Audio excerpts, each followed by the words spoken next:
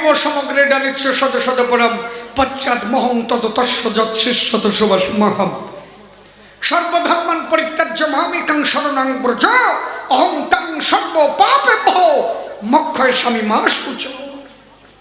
ঈশ্বর পরম কৃষ্ণ সচিদানন্দ বিগ্রহ অনাদিরাদি শ্রী গোবিন্দ সর্বকারণের কারণম। আমার উপরে জগতে কেউ নাই, আর কারে ধরো তুমি? এই বোধ তোমার নাই?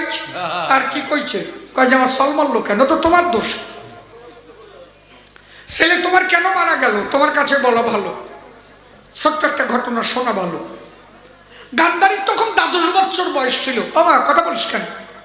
দোয়াই ধর্মের মা কথা কইস না। ইস কিভাবে গাই দোয়ালাম, তারপরে কথা কইস।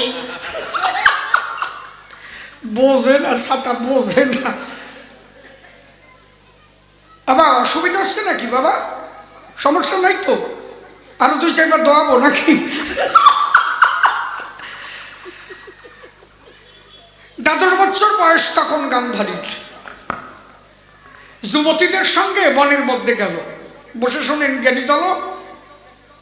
কয়েকটা প্রজাপতি ধরেছিল। 100 প্রজাপতি ধরে প্রজাপতিগুলো গেঁথে দিয়ে সুচ দিয়ে তাদের মালা করে। কত বড় অপকর্ম বলেন দেখি আমারে। কোনো কিছু মেরে যদি কেউ খেতে পারে, পাপ থাকে না তার ভিতরে।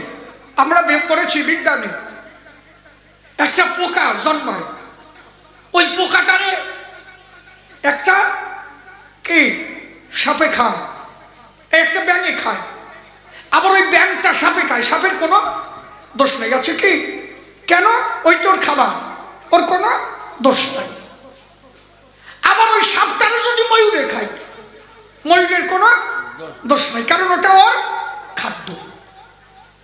এই জন্য কোনো কিছু যদি মেরে কেউ খায় তাতে দোষ নাই। তুমি তাদের মারলে, ফাঁসার মধ্যে দিয়ে সুই ঢুকলি, সামান্য কাজ নাকি? তুমি এত বড় সতী নারী, ওই প্রজাপতিগুলোকে ধরি এক এক করে সুই দিয়ে তাদের একটা মালা গাঁথলে। 100 প্রজাপতি ধরে মালা গেঁথে ডাক দিয়ে বললে, বান্ধবীদের ধরে আমার কথা লবি, এইবার ওই মালাটা আমার গলে দিবি। ওরা ভুগছে অজস্র যন্ত্রণায়, আর তুমি মালাটা নিয়ে এত আনন্দ পেলে। একবারও ভাবো নাই ওদের মধ্যে একটা আত্মা আছে, সেই আত্মা পরমেশ্বর, সেই নিজে ব্যথা পায়। তাই প্রজাপতিগুলো তখন অভিশাপ করেছিল দান, বিনা কারণে আমাদের গান্ধারী এইভাবে করেছে নিধন।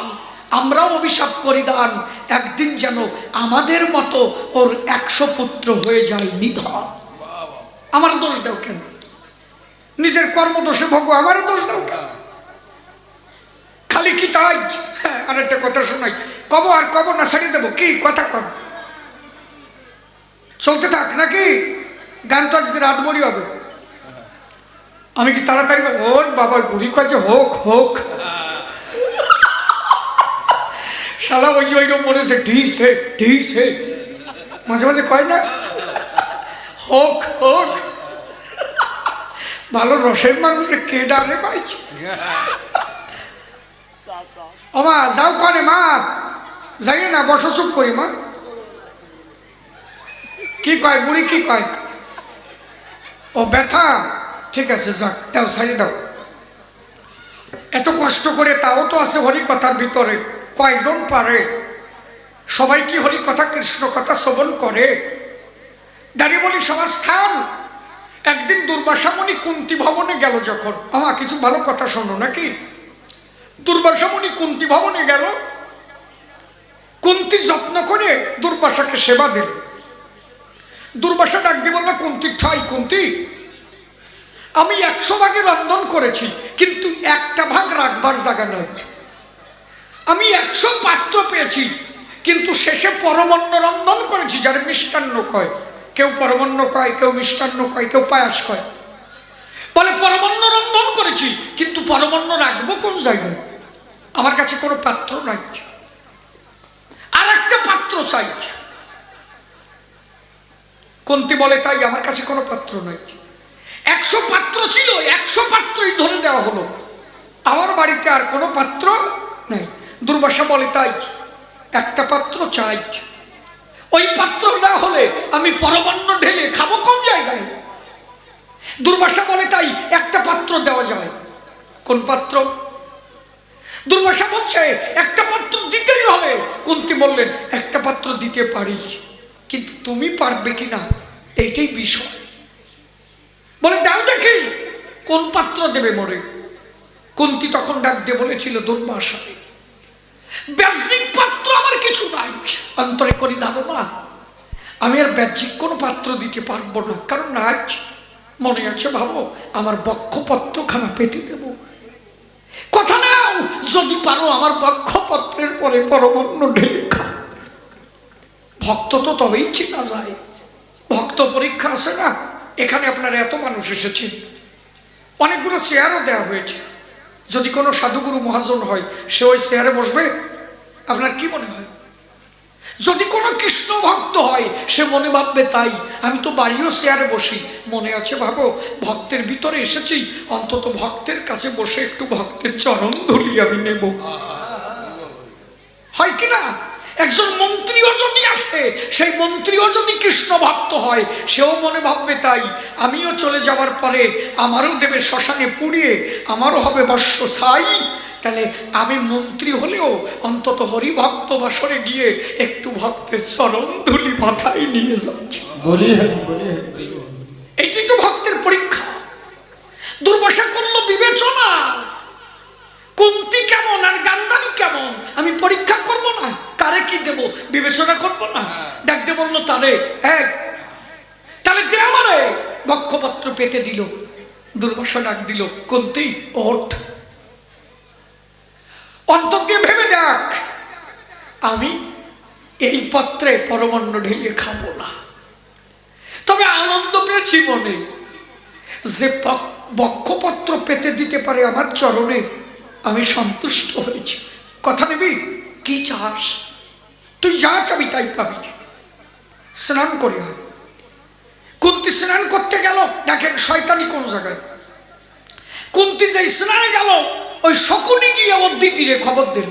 ও বোন যেরম ভাইও সেইরকম দুটিয়াই হুড়া কপাই।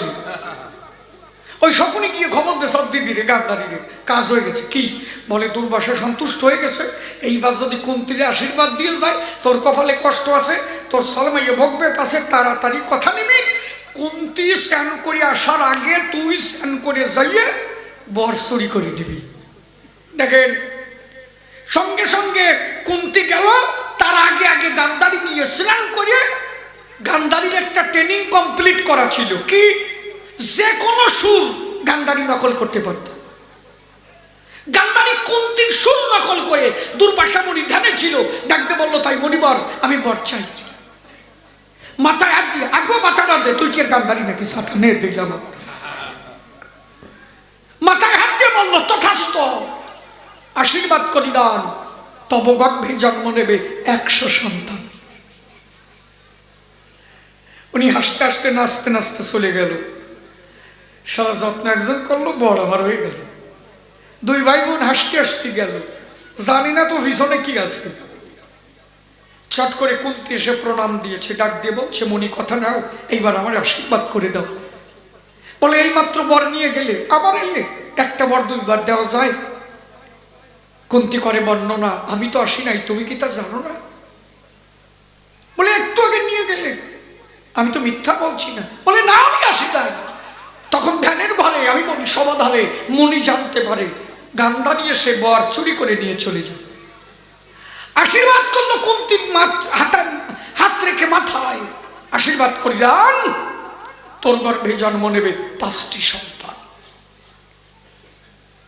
কুন্তী করলো বর্ণনা যে তোমার যত্ন করলো না সে পেল 100টা, আর আমি যত্ন করি মোটে 5টা। বলে কম হয়ে যায়, ভয় নাই। আশীর্বাদ করলাম তোরে, যদি কোনদিন তোর পুত্রদের সঙ্গে ওর পুত্রদের হয়রান, তোর 5 পুত্রের হাতে ওর 100 পুত্র হয়ে যাবে নিধন। আমার দোষ দাও কেন?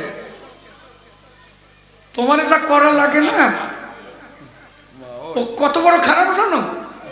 ও বলা যায় না। কব নাকি? আপনারা যদি বলেন নিজের মা ওর ভালো মন্দ কথা মানুষের কাছে কব কেন? পুত্র গেছে মা ওই বাড়ি, হ্যাঁ মা ওই বলছো মা ওই, বলে পুত্র কোন সময় বলে আমি যদি সত্যি কথা কথি যাই সে জাটার বাড়ি কামানি। বলে তো সত্যি কথা কবা, তুমি কোন সময় ইচ্ছো সাথা? বলে না আমি কব না। বলে পুত্র যদি মিথ্যে কও তাহলে ঝাঁটার বাড়ি দিবানি। কয় যে সত্যি ক পুত্র। পুত্র কয় যে সত্যি কথা কব কি? কয় যে তুমি ওই কলের গোড়ায় প্রস্রাব করো, চাল দাও যে সময় ওই সময় আইছি। মা ওই কয় যে আসলে শালা তো দেখছে ঠিক। কয় যে পুত্র অনেক সময় সত্যি হলেও মা বলতে হয় না, এই জন্য মা ওই কি কব তোমারে সত্যি কথা বলি যদি তোমার ধরে। সুবল রাজা মনে ব্যথা পেয়ে কান্না করে এই কান্দানি ডাকতে বলছে দুর্যোধন কি তোর সাথে যদি ভীমের দেখা হয়, ভীমকে কুন্তির 5টা সন্তান কে কে? যুধিষ্ঠির, ভীম, অর্জুন, নকুল, সহদেব। আর বিয়ের আগে কর্ণ তার একটা সন্তান জন্ম হয়েছিল, তার নাম দাতা কর্ণ। মিথ্যা বলছে কি আমি? কথা বলবেন কি আছে? কথা কোষ না, কথা কোষ না, মুখ ভালো না সাথে তো বোঝে না, তারপরে গলা খারাপ টের পায় না। আর গলা যদি ভালো হতো কি করতাম জানে? ওই মাইয়েছিলি আমি না থাকি আমার জানে না তো আমি কৃষ্ণ। কুবজির মতো বুড়িকে টান দিয়ে সোজা করে পীড়িত করা লোক আমি। প্রেমের র্যান্ডা মারি টানিয়ে সোজাই ফেলা লোক আমি। আমি যদি চেষ্টা করি একটা বুড়ি দিয়ে ছুরি বানাতে পারি, আমি কৃষ্ণ। এটা আমি পারি। তুমি পারো? এই যতগুলো নারী বসে আছে, আপনারা যারা বসেছেন সব আমার বউ। আজকে সব তো আমার বউ। এ বউ আমার না, আবার কেউ জাটা নিয়ে আসবেন না যে বলে কি কথাটা ভাবতে পারে কি কয় যে আমারটা ওনার বউ কয়। আরে না, আমি শিশির না, আমি কৃষ্ণ। আমি জগৎপতি, আমি জগতের পতি, সব আমার প্রকৃতি। এই বউগুলো তো সব আমার। এই কথারা কথা কর, আবার আসবেন না, কিলোতে আসবেন না কেউ। আমি কৃষ্ণ সখা, এক কৃষ্ণ জগৎপতি আর সব প্রকৃতি। প্রকৃতি না? আচ্ছা আমার মধ্যে একটা সত্তা কথা কয়, দেখছি তারে নয়, ওর বসন পরা আছে কি দেখা যায়? রাধাকে। জীব সত্তা রাধা, পরম সত্তা কৃষ্ণ। দেখা যায় কি তারে? শুধু বসনগুলো আছে আমার দেহের উপরে, কথা যে করছে ভিতরে তার কোনো জামা প্যান্ট আছে নাকি? বলতে পারেন আমারে? আপনি দেখাতে পারেন কয়খানা জামা পরে আছে? তাহলে রাধা রানী অষ্ট সখী বসন ভূষণ খুইয়ে গোবিন্দ আরাধনা করছে। কেউ বাজে কথা বলছে, ওরা তো জানে না জীবাত্মা পরমাত্মার মধুর মিলন হচ্ছে। সেখানে বসন লাগে না, যেখানে লজ্জা ঘৃণা ভয় কিছু নাই, সেখানে রাধা গোবিন্দের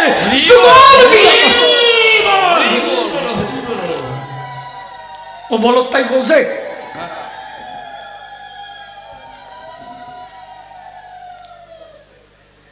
তাহলে অন্তরে করেন ধারণা। একদিন গান্ধী ডাক দিয়ে বলে ভীমের চাই। ভীম কি? এই যে দুর্যোধন কি ভীমের সাথে যদি দেখা হয় ওরে অজের নন্দন বলে গালাগালি দিব, এই পবনের নন্দন বলে গালাগালি দিবা। দেখেন কি ধরনের মা। মা যদি সন্তানরে বলে যে তুই তোর দাদার সাথে যদি দেখা হয় বলবি পবনের নন্দন, কেন? ওরা পাণ্ডুর দ্বারা কেউ জন্মায় নাই। যদি পবনের নন্দন বলিস ওদের ব্যথা লাগবে হৃদয়। কোনো মা এই কথা শেখাই দিতে পারে? কত বড় ভালো মা। দুর্যোধনের সঙ্গে ভীমের দেখা হলো, দুর্যোধন ভীমকে বলতে লাগলো এই পবনের নন্দন। যে পবনের নন্দন কইছে ভীম ব্যথা পাইছে। আমার বাবা পাণ্ডু রাজা, আমার বাবা পারে নাই। আমার মার সাধনার দ্বারা দেবতাদের আরাধনা করে পবনের দ্বারা আমার জন্ম হয়। আর আমার ভাই কত বড় বাজে কথা কয়, এসে মার কাছে বলছে তাই মা জানো কি কি দুর্যোধন না আমারে পবনের নন্দন কয়। মা বলে তাই? যদি ওই বুড়া কপালের সাথে দেখা হয় এইবার তুমি ওরে কপা ফাটার বাচ্চা। রাজালটা বাদালো কেটা কথা কন কর্তা। ওই বিটিটা যদি ওর সলরই বাজে কথা বলতে না শিখাতো তাহলে এই বেজাল মারত? পরের দিন দুর্যোধনের সঙ্গে ভীমের দেখা হলো। দুর্যোধন আবার বলতেছে এই পবনের নন্দন। ভীম কাজে কথা কইস না শালার ফাটার বাচ্চা।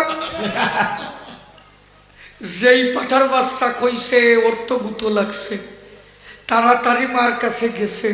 মার কাছে গিয়ে বলে তাই মা ভীম আমাকে পাঠার বাচ্চা বলল কেন, ইহার জবাব চাই। বলে তোরে এবার এই কথা কিনা বললো? কালে ভীম কইছে। বলে যা কইছে কইছে বলিয়ে যা। দুর্যোধন বুঝতে পারছে এর মধ্যে কোনো রহস্য আছে। বলে না, পাঠার বাচ্চা বলছে কেন, ঠিক করে কাও। কয় আমি বলতে পারবো না, তুই তোর দাদুর কাছে যা।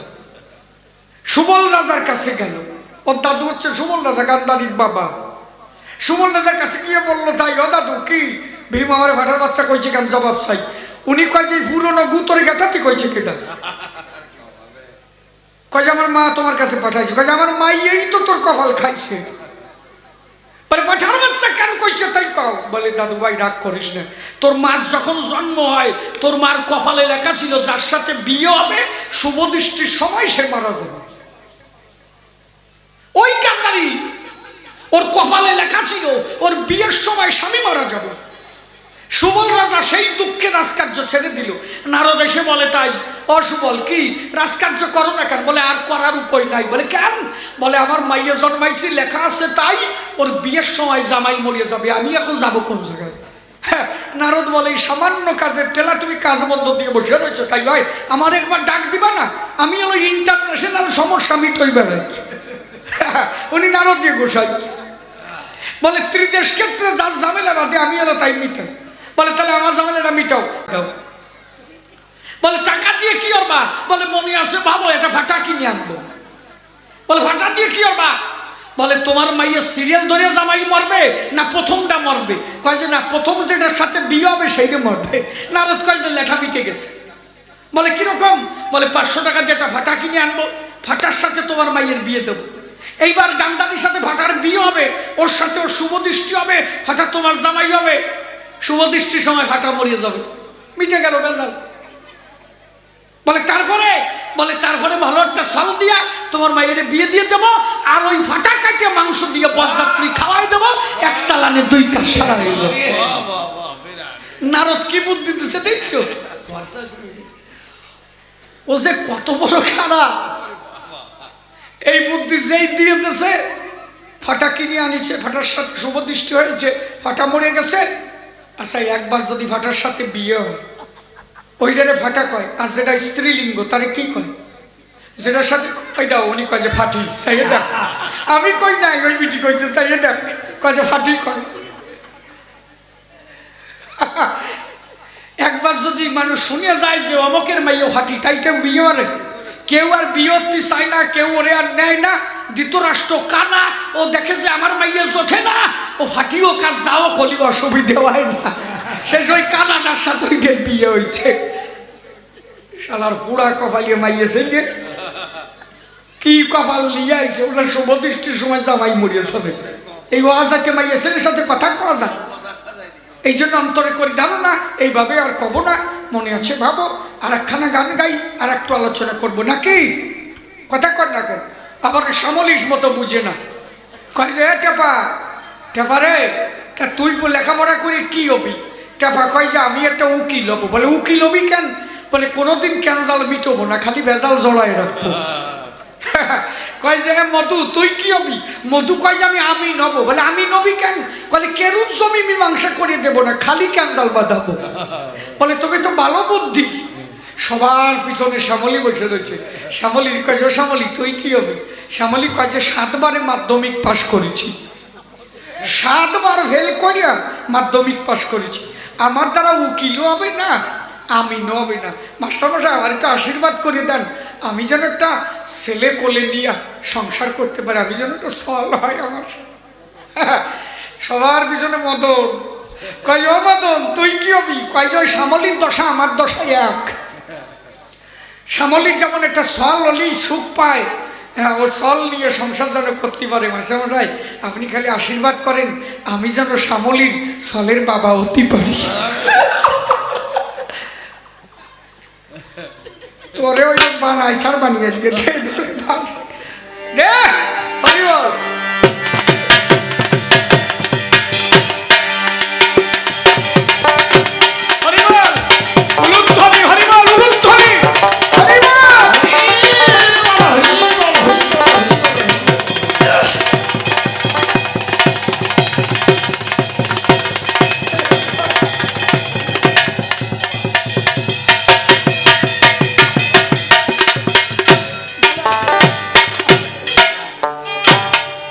বাবা রে, গলা গলা তলা ধরে গেলি তখন আর লবঙ্গ সামাই খাইলেও কাজ হয় না। একবার যদি ধরিয়ে যায় কি তারা কথা কয় বলি বল। শিল্পীর গলা ধরলে যে কি ব্যথা শিল্পীর মনে। শিল্পী জীবন মামা পূজার ধূপ কাঠি সাম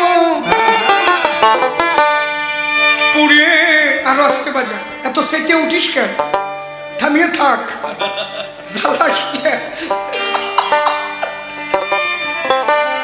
মুখ ভালো না, বুঝিস না বাবা। শিল্পী জীবন মামা পূজার ধূপ কাঠি সাম। আপনাদের এখানে একজন মানুষ আছে, আমার কাছের মানুষ, ঘটনাটা একটু বলি। আপনাদের এই গ্রামেই থাকে প্রবীর বাবু, অশোকনগরে টিকিট মাস্টারি করে, জানেন তো? হ্যাঁ, ঈশ্বর যে সত্য আছে ওনার কাছে শুনলে বুঝতে পারবে। উনি গানাপোতা থাকেন, আমার ওখানে অনেক ছেলে মেয়ে। আমি প্রতি বছর ওখানে 3 পাশল গান গাই। গানাপোতা বাজারে গাই, সম্মিলনে গাই, আমার এক ছেলের বাড়ি গাই। এই বছর বগুলা দিয়ে প্রায় 40 পালার উপরে গান গিয়েছিল। ওনার বয়সের শেষ বয়সে ওনার চাকরি, লাস্ট অ্যাপার্টমেন্ট লিটার। উনি একটা হরিবাসরে গিয়েছিল, গণেশ পাগল, সেই আসলে গণেশ পাগলের একটা ছবি ছিল। ওনার কাছে শোনা হলো, আমার ধন্য হলো যে ওনার মতো মানুষের সঙ্গে আমার দেখা হলো। বললো আমার জীবনের শেষ চাকরি, আমি জীবনে তার কাছে কিছু চাই না। তা আছি হরিবাসরের ভিতরে, কাঁদতে কাঁদতে কখন জানো পড়ে গেছি ওই ছবিটার উপরে। আমি জিজ্ঞাসা করলাম ছবিটা কার? বলে ওটা গণেশ পাগলে। বলে গোপন অন্তরে প্রত্যেকটা কথা যেন বললাম, বহিঃপ্রকাশ হলো না। আচ্ছা, অনেক কথা আছে না যে কথা না বললেও প্রভু জানে না, জানে কিনা? আচ্ছা, একটা গরু তলায় আছে, হাম্মারাবে ডাকছে, শুধু মানুষের কথা সে বোঝে, সে কি পশুর ভগবান না? প্রহরে উঠে জেগে জেগে প্রভাত গায় পাখি, সকলের কথা বোঝে, পাখির কথা কি গোবিন্দ বোঝে? তিনি সকলের কথা বোঝে। তাহলে তার গোপন অন্তরের কথা সেদিন ভগবান শুনেছিল। বলে রাত্রি গিয়ে শুয়ে বললাম, আমি স্বপ্নের ঘরে দেখছি আমি একটা বৈঠা নিয়ে পার হয়ে যাচ্ছি, নৌকায় উঠেছি, নৌকা নিজে চালিয়ে পার হলাম, উপরে গেলাম, একটা বাসে উঠলাম, বনগাঁ থেকে ট্রেন ধরলাম, বিধাননগরে গেলাম, একটা অফিসে ঢুকলাম, সেখানে গিয়ে দেখলাম কে যেন হাতে লিখে, হাত দিয়ে একটা সার্টিফিকেট লিখে রেখেছে, সেখানে আমার চাকরি, আমার নামটা আছে। আমি সকালে উঠে ভাবলাম এটা হতে পারে কি? বলে যে স্বপ্ন আমি দেখেছি পরের দিন সকালে একদম পাই টু পাই তাই আমার জীবনে ঘটেছে। আমি ভাবলাম একটা চাকরি হলে তা তো কম্পিউটারে লেখা থাকে, হাতে লেখা তো থাকে না, কিন্তু আমি সেখানে গিয়ে দেখলাম আমার লেখাটা হাতেই লেখা ছিল। ঈশ্বর বলতে কেউ আছে যদি কেউ ভরসা রাখে। গণেশ পাগল একজন মহামানব, যা কিছু যখন তখন যা কিছু করতে পারত। একজন খেজুর গাছের রস খাইতে গেছে, রস খাইতে গিয়ে খেজুর গাছ থেকে পড়ে গেছে। আশকলি গাছ চেনা আছে? আগে দেখবেন ওই খেজুর গাছের গুড়ায় গুড়ায় আশকলি গাছ হতো, ওইটা কাটলে কলম কাটার মতো হয়ে থাকতো। ছেলেটা উপর থেকে পড়ে গেল, নিচে দিয়ে আশকলির ডালটা ঢুকে গেল, ছেলেটা মারা গেল। পাগল ওই রাস্তা দিয়ে যাচ্ছিল, সবাই গিয়ে পাগলকে ধরছে, পাগল কথা নাও, জীবন ফিরাইয়ে দাও। পাগল বলে তাই আমার দ্বারা কি তাই হয়? ওর তো অপারেশন দরকার। বললো তো জীবন নাই। বলে না, ওর অপারেশন হবে। বলে কি করতে হবে? বলে কয়টা কাঁকড়ার মাটি নিয়ে আয়। বিলের থেকে কাঁকড়ার মাটি এনেছিল। সাধুদের অপারেশন আর ডাক্তারের অপারেশন এক জায়গা দাঁড়ায় নাকি? বিলের থেকে কয়টু কাঁকড়ার মাটি আনে, ওই মাটি ধরে ধরে ওই যে জায়গাটা ছিদ্র হয়েছিল দুই পাশে দিয়ে বলে যে অপারেশন কমপ্লিট। গণেশ পাগল হাত ধরে টান দিয়ে বলছে, ওঠ, চলেই যখন যাবি এত তাড়াতাড়ি কেন মার কাছে আসলি? মারে কেন জন্মের মতো কাদাই হয়ে যাব? ও তোর মা না, ও তোর বাবা কি না? মা বাবা কাঁদছে, তুই দেখিস না, এত তাড়াতাড়ি তুই যাস না। হাত ধরে টান দিল, পাগলের হাতের স্পর্শ যেই মাত্র পেল, মরা দেহে জীবন পেল, প্রেমানন্দে বদন হলো।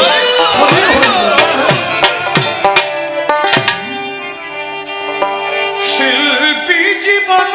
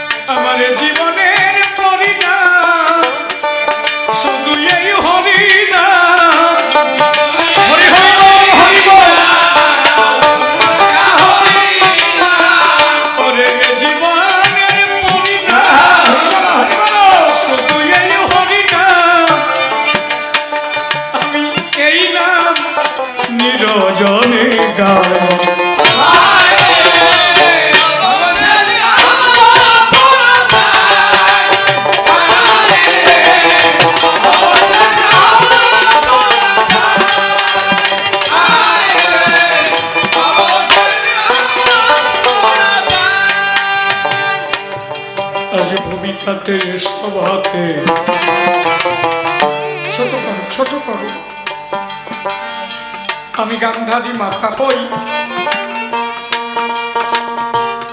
গান্ধারী মাতা ওই, আমি কৃষ্ণ হয়ে দাঁড়াইয়াছি, সভ্য সবাই কই। দেখে বলে গান্ধারী মাতা গো, তুমি বুঝাও দেখি মনে, লক্ষ মানুষ মেরে কি ধর্ম দিলে এ সংসারে। বলে এত মানুষ মেরে তুমি কোন ধর্ম দিলে, যেখানে এত মানুষ মারা গেল? বাবা, মা গান্ধারী, একটা জমি যেমন চাষি চাষ করে, আচ্ছা ওই জমিটা যখন চাষ করতে হয়, ফলন ফলাতে হয়, আগে কি করে? আগে ওই জমিতে যত আগাছাগুলো থাকে ওইগুলোকে মারে, তাই তো? আপনারা করেন কি না? এখানে চাষাবাদ হয় কি? আজকে আরো তাহলে আগে জমির আগাছা মেরে ওই জমির উর্বর শক্তি বৃদ্ধি করে, যাতে আমি যে বীজ বুনবো সেই বীজটা ভালো ফসল পাই। আমি কে? আমি কি করতে এসেছি?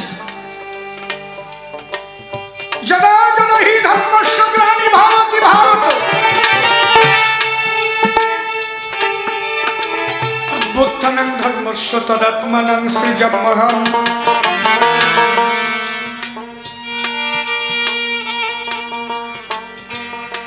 পরিত্রাণায় সাধুনাং বিনাশায় চ দুষ্কৃতম,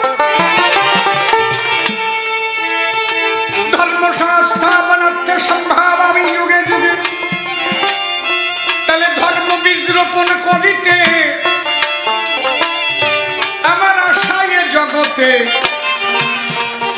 শোনো মা বলি আমি তোমার সুখতে।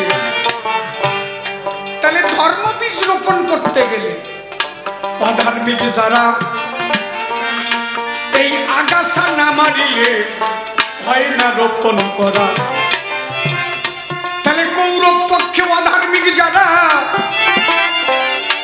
সেই আগাছা নিধন হয়ে গেল, যার কারণে আমার ধর্ম বীজ রোপণ করা হলো। হাইকোর্টের হাকিম সাহেব যদি কাউকে ফাঁসির অর্ডার দেয়, এ সংসারে তারে কি আর কেউ খুনি বলে রে ভাই? যিনি হাইকোর্টের হাকিম সাহেব, উনি যদি কাউকে ফাঁসির অর্ডার দেয়, যে আজকে তার অন্যায়ের পরিধি এত দূর পর্যন্ত বেড়েছে, আমি অর্ডার দিলাম তাকে ফাঁসি দিতে হবে। আনন্দবাজার পত্রিকা বলেন, যত পত্রিকা বলেন, আজকে সমস্ত পত্রিকায় তখন বের হয় কি? তখন সমস্ত পত্রিকায় বের হয় যে ওখানে ধর্মের হয়েছে জয়, অধর্ম হয়েছে ক্ষয়। হাকিমকে কিন্তু কেউ খুনি বলে না। তেমনি আমি এ জগতের হাকিম হই, আমি বলি তোমার ধারে ধর্ম বীজ রোপণ করিতে অধর্ম সারে ঘরে। অধর্ম যারা কৌরব পক্ষে তারা মারা গেল, যার কারণে ধর্ম বীজ আমার রোপণ করা হলো। বলে পক্ষপাতিত্ব করলে কেন? জানিবার আশায় আমি সদা সর্বদা ভক্তের পক্ষে আসির সময়। আচ্ছা, ভগবান কোন পক্ষে থাকে? যে পক্ষে কৃষ্ণ, যে পক্ষে ভক্ত আছে ভগবান, সেই পক্ষে আছে। আজকে এখানে গান হচ্ছে না, আউটের চমটা একটু কম করে দাও তো। হ্যাঁ, আউটটা বোধহয় আসছে মনে হচ্ছে। আপনি দেখেন, আমরা যদি একটু বিবেচনা করি, আজকে এখানে যদি এই যে আমরা যারা ধর্ম কথা শ্রবণ করছি, হঠাৎ করে দেখা গেল একটা বজ্রাঘাত হল, এখানে সবাই মারা গেল, কিন্তু পাশে একটা ছেলে মাল খেয়ে ঘুরে বেড়াচ্ছে, ওই একা বেঁচে গেল। চারিপাশে আরো যারা মানুষ থাকবে তারা কি বলবে? বলবে না ভগবান টগবান নাই? যে কয়জন ধর্ম কথা শুনতে গেল ওই কটা মরল, আর শালাই মাতালরা বেঁচে থাকে, ভগবান আছে নাকি? আর যদি এই কয়জন বেঁচে থাকে মাতালরা মরে, তাহলে বলবে শালা ভগবান আছে, মাথখানা মরিছে। তার মানে কি? ভগবান সবসময় ধর্ম পক্ষে, যে পক্ষে ধর্ম সেই পক্ষে ভগবান, ভক্ত যে পক্ষে সেই পক্ষে ভগবান।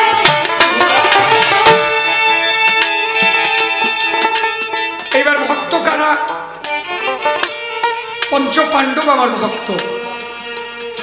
তোমার একটা ছেলেও আমার ভক্ত না।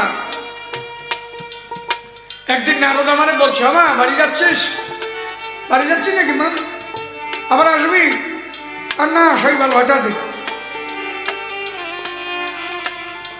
একদিন পঞ্চপাণ্ডব যুধিষ্ঠির, ভীম, অর্জুন, নকুল, সহদেব আর কৌরবরা 100 ভাই।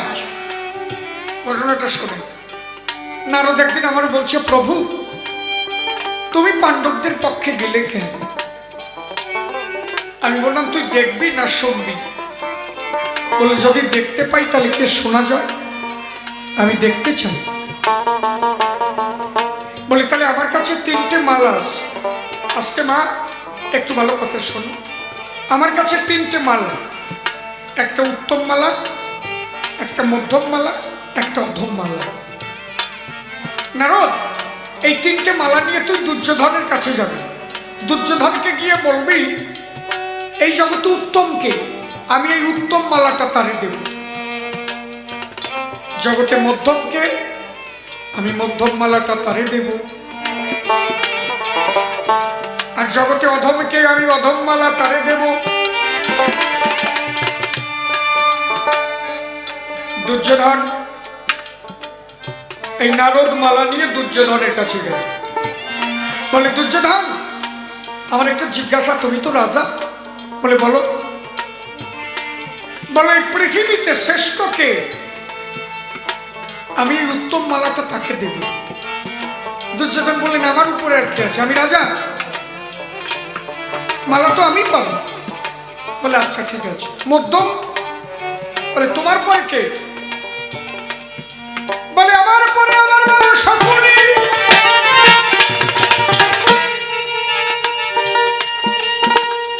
মালাই আমার মামার গলায় দাও।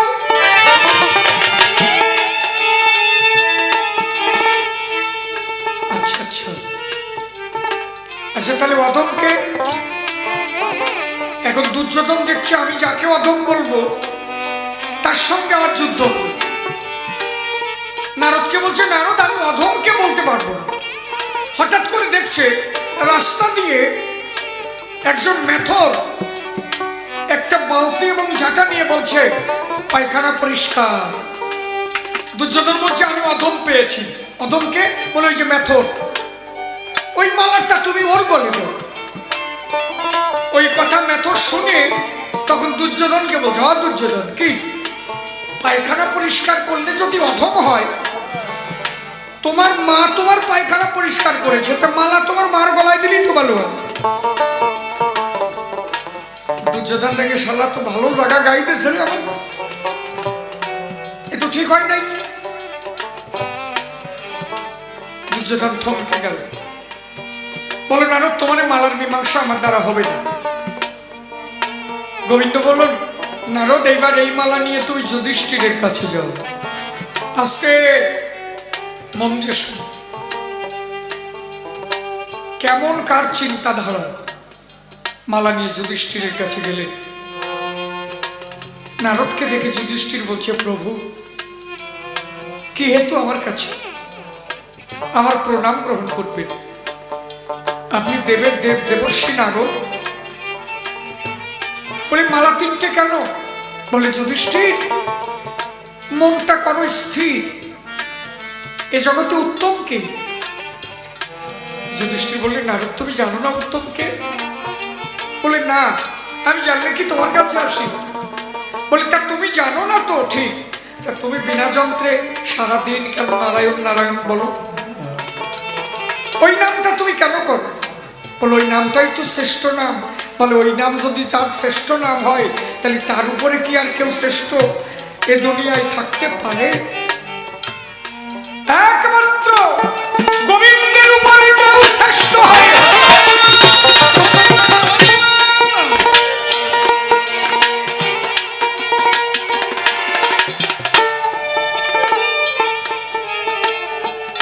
তোমার ওই মালা গোবিন্দের গলে দিয়ে দাও। আচ্ছা আচ্ছা। বলে মধ্যমকে? যুধিষ্ঠির বললেন, ওই মালাটা তুমি পড়ে নাও। বলে কেন? বলে কৃষ্ণের পরে যদি কেউ মধ্যম হয়, সে একমাত্র কৃষ্ণ ভক্ত যারা। তোমার মতো কৃষ্ণ ভক্ত কেউ আছে কি? তাহলে ওই মালাটা তুমি না। বলে অধমকে? যুধিষ্ঠির বললেন, মালাটা এবার আমারে দাও। তুমি তো অধম খুঁজে পাওনি না? আমার মতো এ সংসারে অধম কেহ নাই। তোমার ওই অধম মালা খালি বন্ধু পরিয়ে দেওয়া আমার। আমি কোনদিন এই মদনে গাই নাই কৃষ্ণ নাম। আমি কোনদিন এই নয়নে দর্শন করি নাই গুণধাম। আমি কোনদিন এই দুটো হাতে নিনাই ভক্তের চরণ ধুলি। আমি কেমনে উত্তম হব তোমার কাছে বলি? আমি একদিন ওই দেহখানা ভক্তের চরণে করি নাই সমর্পণ। একবার প্রেমানন্দে হরি হরি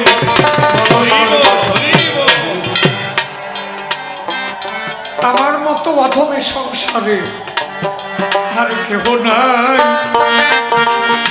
এই জন্য অধম মালা খানা তুমি পরিয়ে দাও গলায়। এই জন্য গান্ধারী মাতা বলি তোমারে, পাণ্ডবরা আমার ভক্ত হয়।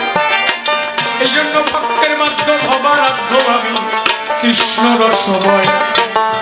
তোমার কথার জবাব কথায় কথায় দিলাম সমাধান।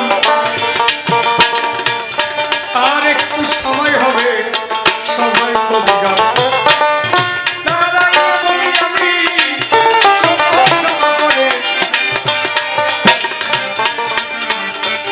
বসে বসে চিন্তা করেন যত নারী। তাহলে একমাত্র যে পক্ষে ভক্ত সেই পক্ষে ভগবান। তিনি ভক্তের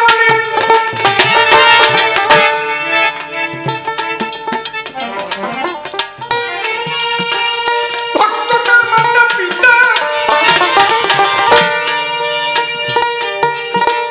ভক্তটার গুরু।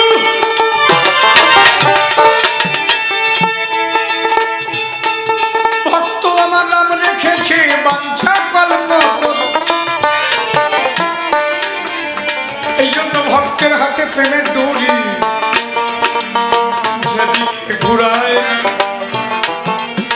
ভক্ত খাওয়ালে খাই, না খাওয়াইলে আমি উপবাসী যাই। তাহলে আমি এই পক্ষে কেন? একমাত্র ভক্তের জন্য। নারদ বলল, আমার একটু দ্বিধাদ্বন্দ্ব আছে, আর একটা খবর নিয়ে আসো তো, দেখো কি বলে তোমার কাছে। বলে কি? বলে দুর্যোধনের কাছে গিয়ে কবা। কি বলবা? তোমরা কি চলে যাবা? যাও, রাত তো কমাই নাই, 11টা বাজে। তোমরা জাতি খাও আর আমরা গাতি খাই।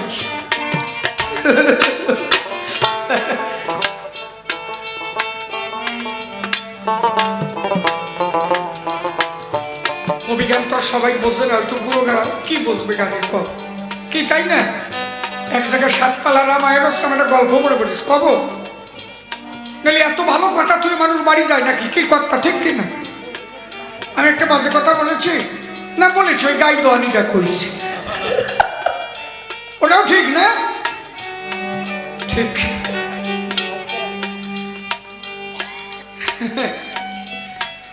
আসলে সবাই সব কথা তো বোঝে না। একজন উত্তরপ্রদেশ মাইয়ে বিয়ে দিচ্ছে, মনে পড়ে গেছে। একজন উত্তরপ্রদেশ মাইয়ে বিয়ে দিচ্ছে, 15 বছর পরে জামাই বেড়াতে আসতেছে। এখন উত্তরপ্রদেশে এই চুল রে কি কয়, কি কয়? ভক্ত এই জায়গা ভালো আছে, আমি কই নাই, উনি কইছে বাল কয়। আমি বলি না না, এটা সত্যি কথা তো। তেরা বাল ভি কাঠি বাল ভি, ওই জায়গা দিয়ে মাথায় এরকম নিচে কি হলো, মানে ওটা কি, মানে আমার সম্মান জানালো নাকি? এটি নিচে ও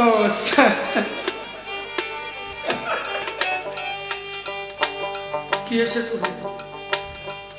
ঠিক আছে যাইস, একবারে যাবো, একবারে গান শেষ করবো, বুঝো না? আমি নামে গেলে সব চলে যাবো। কি মা, আমি নামে গেলে চলে যাবে না?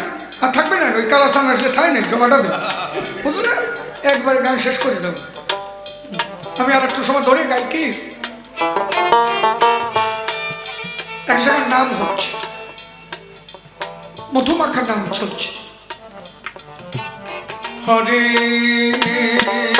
কৃষ্ণ। এটা তো বোধহয় নাম হয়েছিল এখানে নাকি?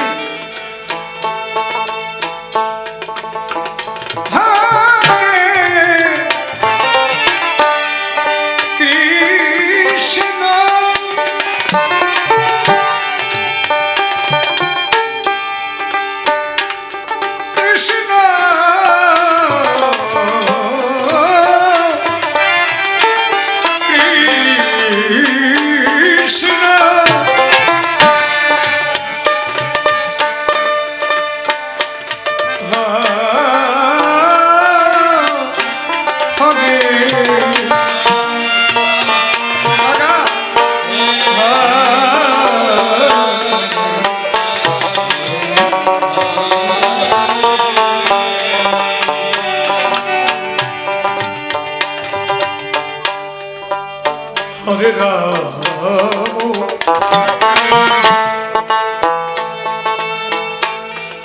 হরে হরে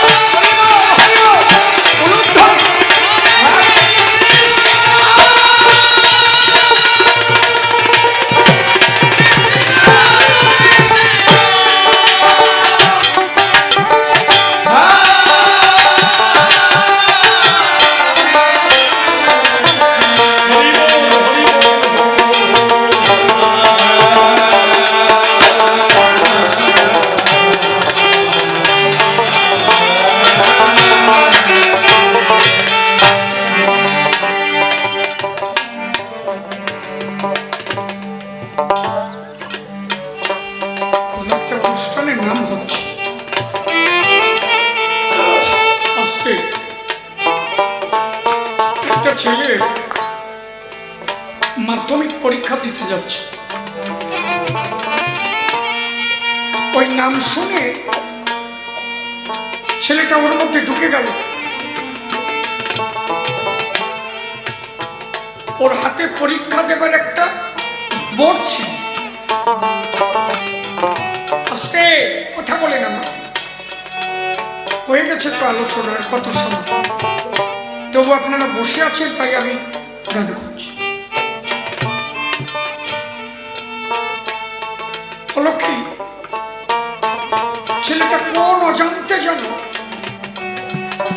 ওই নাম শুনে, নামের ধ্বনিতে ও চোখ দিয়ে জল টপ টপ টপ টপ করে ঝরতে। কখন যে ভক্তদের সঙ্গে গিয়ে গড়াগড়ি যাচ্ছে নিজেও জানি না। ভক্তরা নাম কীর্তন গাইছে আর ছেলেটা ভক্তদের মধ্যে গড়াগড়ি যাচ্ছে, ভক্তের চরণ ধুলি দিচ্ছে।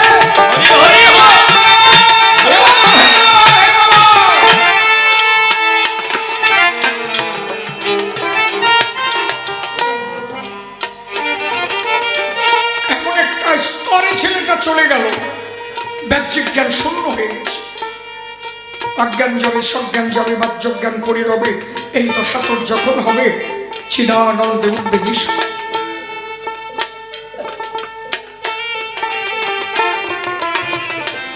ছেলেটা পড়ে আছে,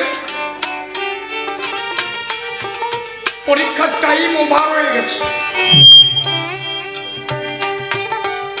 যে পরীক্ষার টাইম ওভার হয়ে গেছে,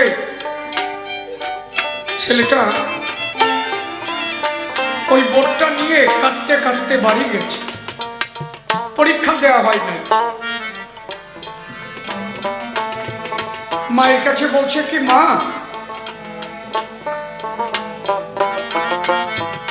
আমার একটা গোপন মনের ব্যথা, কেউ জানে না সে কথা, আমি তোমার কাছে বলবো, তুমি আমাকে মারবে না তো? হ্যাঁ বাবা, ওইটা দিবা, দাও, আর মোটে চলতেছে না আমাকে বাবা।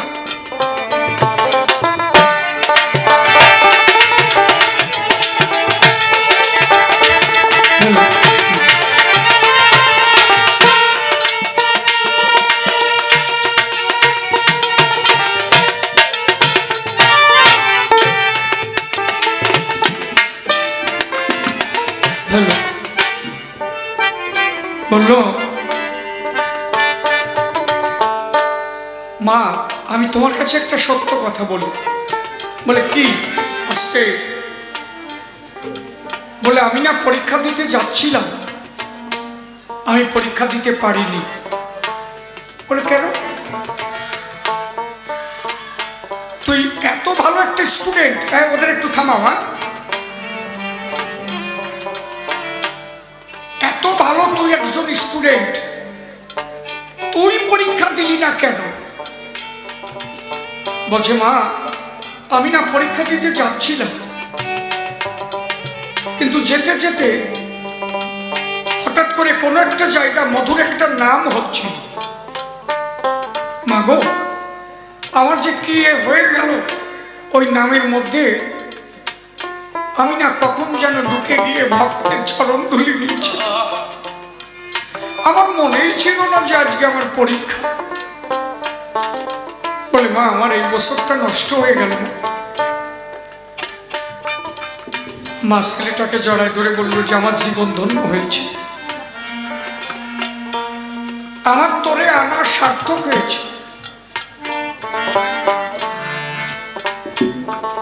ছেলেটা বললো যে মা তুমি আমাকে গালাগালি না করে আমাকে জড়িয়ে ধরলে কেন? বলে খোকা তুই তো জানিস না, তোরে যখন এ জগতে এনেছিলাম, তোর বাবা আর আমি দুইজনে সারা রাত মধুমাখা হরিনাম করে বলেছিলাম গোবিন্দের ধারে, হে গোবিন্দ এমন একটা পুত্র সন্তান দিও সে যেন একজন কৃষ্ণ ভক্ত। আজকে যে ওই নামের প্রতি তোর টান হলো, এটা আমাদের কারণে। আমরা তো চেয়েই এনেছিলাম কৃষ্ণ ভক্ত, তা তুই যাবি না কেন ওখানে? বলো, তুমি যদি মনের থেকে চেয়ে থাকো, আমি তোমার মা হয়ে কথা দিলাম, তোমার আজকের যে অঙ্ক পরীক্ষা, সে পরীক্ষা তোমার হয়ে গেছে, তোমার দিতে হবে না। তুমি নিজে ইচ্ছাকৃত কিছু করো নাই তো? বলে, মা আমি জানি না যে কেন আমি ওখানে গেলাম, আমার মনেই নাই যে পরীক্ষা ছিল। বলে, যদি তুমি তার ইচ্ছা মতো কাজ করে থাকো, তাহলে তোমার হয়ে সে তোমার কাজ করে দিয়েছে। বলে, অন্যান্য পরীক্ষাগুলো তুমি ঠিক মতো দাও। এর একটা প্র্যাকটিক্যাল প্রমাণ আছে, আমি বলছি। ছেলেটা সমস্ত পরীক্ষা দিল,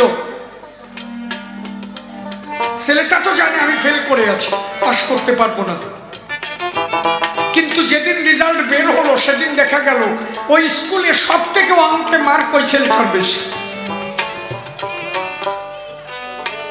ওই হেডমাস্টারকে বললেন, স্যার আমি তো অঙ্ক পরীক্ষা দিতেই আসিনি। হেড টিচার বললেন যে, তুমি কি আমার কেস খাওয়াবে নাকি? তুমি খাতায় পরীক্ষা দিয়েছো, তার সিগনেচার সব কিছু এখানে আছে। বলে, এটা কি করে হলো? মার কাছে গিয়ে বলো, মা সব থেকে অঙ্কে আমার রেজাল্ট ভালো, আমি অঙ্ক পরীক্ষা তো দিতেই যাই না। বলেন, খোকা,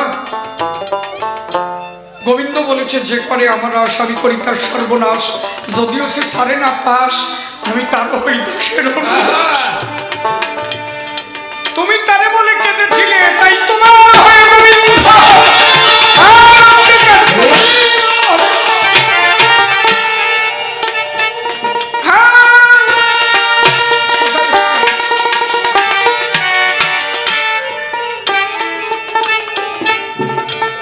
বহির্গাছি নাম শোনা থাকবে। বহির্গাছি নাম শোনাছে কি? বগুলা বহির্গাছি। ওই বহির্গাছিতে আমাদের একজন কবি থাকে। উনি ছিলেন বাজিতপুর হাই স্কুলের মাস্টার মশাই, শ্রদ্ধা বাবু ক্ষিতীশচন্দ্র সরকার মহাশয়। ওনার টাইটেল হচ্ছে বর, বাবু ক্ষিতীশ বর মহাশয়। পাগল বিজয় সরকার, উনি হচ্ছে পাগল বিজয় সরকারের শিষ্য। তো উনি যখন বিএ পরীক্ষা দিয়েছিলেন, উনি বিজয় বাবুকে বলেছিলেন, বাবা আমি মনে হয় বাংলায় ফেল করব, আমার একটা সাবজেক্ট খুব সমস্যা, আমি ওই সাবজেক্টে পাস নাও করতে পারি, আমার দুর্বলতা। পাগল বিজয় সরকার যিনি কবি গান গাইতেন, বিজয়বাবু বললেন, তোর ওই একটা সাবজেক্টের সমস্যা? বললো হ্যাঁ। বললো, আর কড়াই পাস হবে না তো? বললো হ্যাঁ। বলে, তাহলে ওই একটার দায়িত্ব আমি নিলাম, আর সব কটাই তুই পাস করতে পারবি তো? বলে হ্যাঁ। রেজাল্ট যখন বের হলো, সব থেকে বেশি মার্ক ওই সাবজেক্টটা। এখনো ক্ষিতীশ বাবু বেঁচে আছে, এখন ওই কথা বলে আর কাঁদবে। বলে যে একটা মানুষ যে তার কথার দ্বারা পরীক্ষাও হয়ে যেতে পারে, সেটা বিজয় সরকারকে না দেখলে বোঝা যেত না। এই জন্য সাধকে পারে না এমন কোন কাজ নাই, যে কোনো মুহূর্তে যা কিছু করতে পারে। ঠাকুর বাবা পাগলা কাল্লা নামে ভক্তদের খেতে বসিয়ে দিয়েছে, ভক্তরা প্রসাদ নিচ্ছে। নদীর ওপার দিয়ে ঝড় এসেছে, পাগল নদীর পাড়ে দাঁড়িয়ে বলছে, এইদিকে আসা যাবে না। ভক্তরা সেবা নিচ্ছে, ভক্তের সেবা যেন বাধা না পড়ে। নদীর ওপার দিয়ে ঝড় হয়ে গেল, এক বিন্দু ঝড়ে পারে হয় না। এরকম হয় শ্রীরাম ঠাকুরনগরে, জানা থাকবে আজ থেকে 35 বছর আগে একটা ঝড় হয়েছিল এই ঠাকুরনগরে। তখন বারুণী মেলা, ঝড়ে চটির পাশে তছনছ হয়ে গেল, ভেঙে তছনছ হয়ে গেল। কিন্তু এই বারুণী মেলাটা শুধু ঠিক ছিল, একটা প্রদীপ পর্যন্ত নেভে নাই। এত ভয়ানক ঝড় হয়েছিল, টিউবওয়েল ছিঁড়ে গেল, ছাদ উড়ে গেল, গরু উড়াই নিয়ে বাঁশ গাছের উপরে বাঁধিয়ে দিয়েছে। ওই ঝড়ের মধ্যে আমার বাবা আমারে কোলে করে নিয়ে ঠাকুরনগর ছিল। প্রমথরঞ্জন ঠাকুর তখন বেঁচে ছিল। উনি একটা কথা বলেছিল যে ঠাকুরনগরে মেলার মধ্যে যারা আছে তারা যেন বাইরে না যায়। আমার হরিগুরু চাঁদ যদি ভগবান হয়ে থাকে, এই ঝড় বাইরে দিয়ে হয়ে যাবে, কিন্তু ঠাকুরনগর মেলার মধ্যে কিছু হবে না। সেদিন প্রত্যক্ষ দেখেছিল মানুষ, চারিপাশে তছনছ হয়ে গেল, কিন্তু ওই মেলাটা ঠিক ছিল। এইরকমও হয়, সেটা একমাত্র সাধুগুরুর কৃপায়। এই জন্য শোনো শোনো গান্ধারী মাতা, আমি বলি তব ঘরে সব কিছু হতে পারে ধর্ম রক্ষার করে। তাহলে তোমার পুত্র মারা গেল, তোমার অভিশাপের ফল, যে কর্ম তুমি করেছিলে বলি সবাতল, তোমার কর্ম ফলে ভোগ তুমি, এতে কারো কোনো দোষ নাই। এইবার গান্ধারীকে নিয়ে দুইজন মিলনে দাঁড়ায়। দেখি মিলন মঞ্চে গান্ধারী মাতা কোন কথা কি বলে। আমরা দাঁড়াইব দুইজন এই মিলনে সভ্য সভাতল। বাবা মিলন দিলাম, জয় হরি বল। গান্ধারী আসো, দেরি আর দেরি করি না।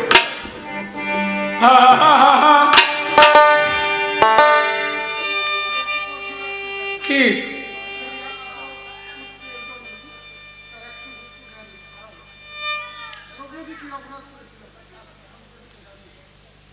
দ্রৌপদীর পূর্বজন্মের ছিল অভিশাপ, পঞ্চপুত্রের অভিশাপ ছিল। বশিষ্ঠের জ্ঞানী দল, তার অভিশাপের ফলে পঞ্চপুত্র গেল, ওটাও তার অভিশাপের ফল। দ্রৌপদীর পাঁচস্বামী হওয়ার তারও একটা আশীর্বাদ ছিল। একদিন শিবব্রত করে বশিষ্ঠের নারী নরে প্রতিদেহীন বলে পঞ্চবার যখন ভোলানাথের কাছে আশীর্বাদ চায়, তখন ভোলা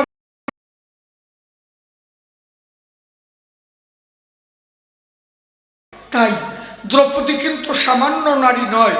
দ্রৌপদীর জন্ম কোনো রজবীর্যের দ্বারা হয় নাই, যজ্ঞের থেকে জন্ম হয়েছিল, তাই তার নাম ছিল যজ্ঞেশ্বরী। বশিষ্ঠের জ্ঞানী গুণী পূর্বজন্মের তার ছিল অভিশাপ। বশিষ্ঠের নারী নরে ওর পঞ্চপুত্র যাবে মরিয়ে, এটা অভিশাপের ফলে ঘটেছিল। সভ্য সভাতল। এইবার আসো দুইজনে মিলন। হ্যাঁ